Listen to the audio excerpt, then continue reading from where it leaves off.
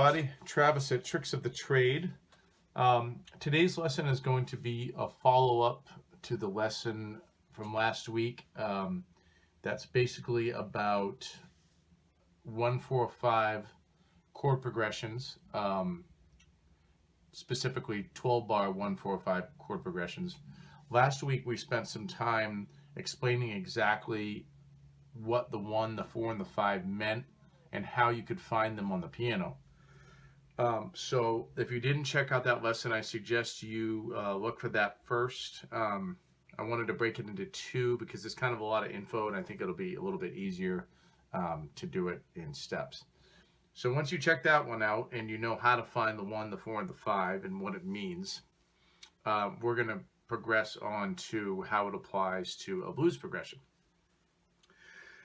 Basically, there is 12 bars in a standard blues progression. 1 bar is 4 beats. A bar is just another name for a measure, which is a pretty common musical term. So if you were playing a swing or a shuffle, it would just be 1, 2, 3, 4, 1, 2, 3, 4, 1, 2, 3, 4, 1, 2, 3, 4. That would be 4 bars right there. 1 bar is just 1, 2, 3, 4. That's 1 bar. In a moment, I'm going to do a cutaway here just to show you a chart of how many bars are in each chord of a 1-4-5 12-bar blues progression. You can take a look at that and use it as a reference. You can do a screenshot of that if you want. Obviously, you can also find this stuff on Google Images if you just, search for 1-4-5 or 12-bar blues. But I want to show you this cutaway real quick. I'm going to do that right now.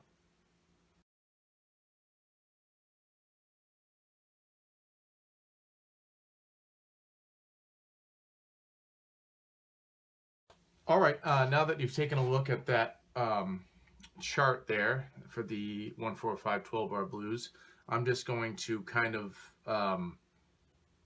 break down exactly how that would apply to what you are playing. So you'll notice that in the chart there was 4 bars of the 1. So we're going to play it like that. You can also do what is sometimes called a quick 4, which replaces the second bar with going up to the 4. In our case would be F. But for the sake of continuity with what you just saw, we will just do 4 bars of the 1 chord right here in the beginning.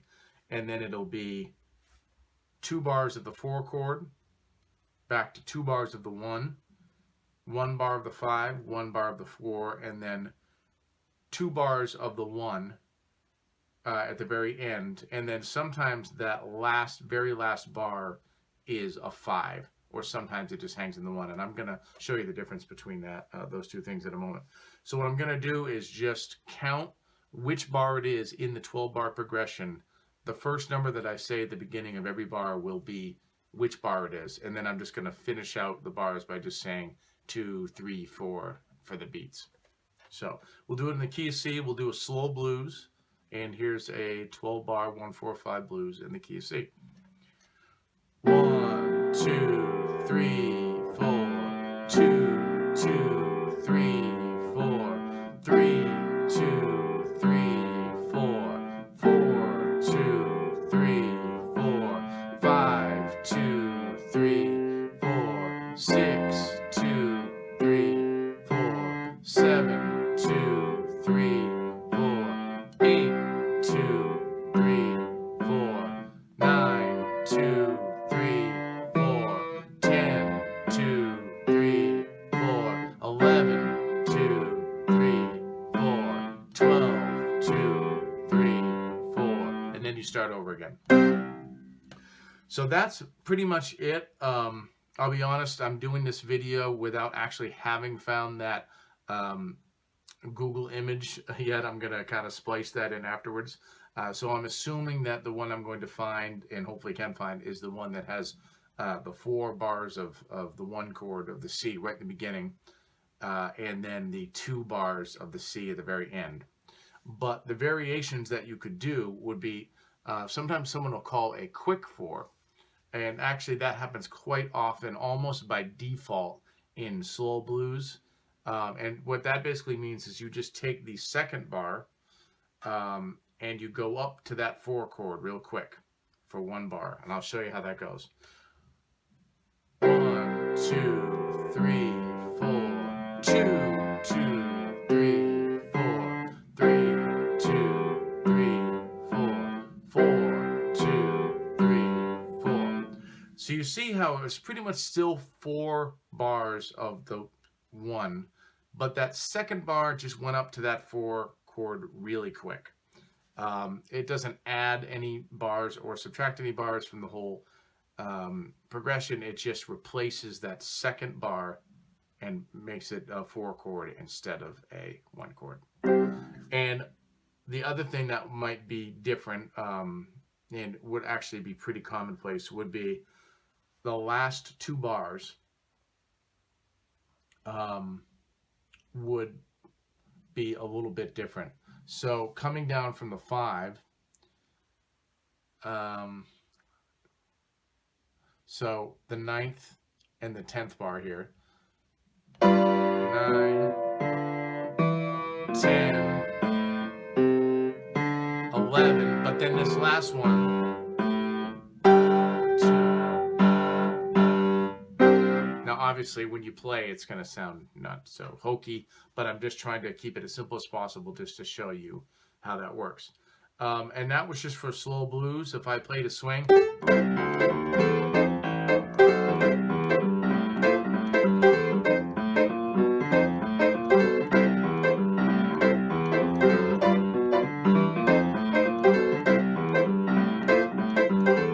it's the same thing. It really doesn't matter what the rhythmic feel is. It's all a 1, 4, 5. If I did a,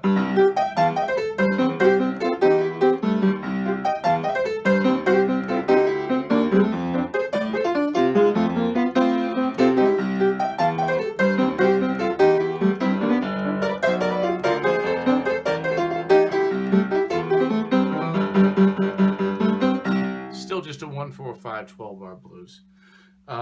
So without getting too crazy, I'm going to leave it at that today. I hope that made sense.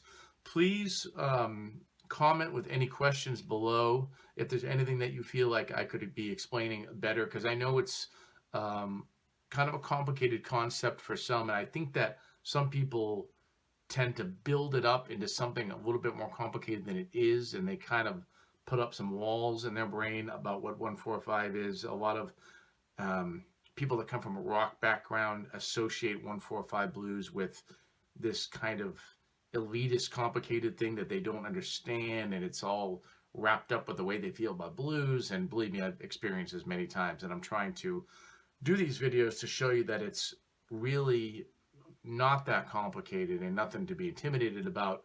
And actually, the last thing that I'll leave you with is everything has a number. Any song has a chord progression that you could assign to it numerically. Without getting into it too crazy here, in the first lesson we talked about how this 1, 4, 5 thing is just based on a major scale. So 1, 2, 3, 4, 5, 6, 7, and then back up to 8. This 7 right here is called a major 7. Go down a half step, and that's a flat 7. And the reason that I bring that up is because here's a very popular rock progression.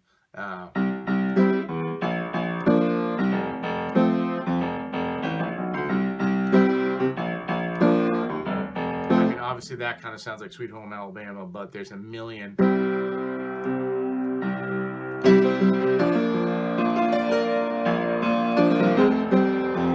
It's like in every rock ballad from the 70s ever written, or probably like half of the Fish songs ever written. And all that is 1, and then down to the flat 7, and then the 4. So in other words, it's not just blues songs that have numbers assigned to them. It's just they're a type of music that happens to get numbers assigned to them a lot because it's a very simple template, and people that play blues and jazz tend to think in numbers a little bit more, whereas I think people that play rock tend to think of like this song is in D, C, and G, but there's numbers for everything. So anyway, I'll leave it at that. Thank you guys so much. Good luck with everything, and I'll talk to you soon.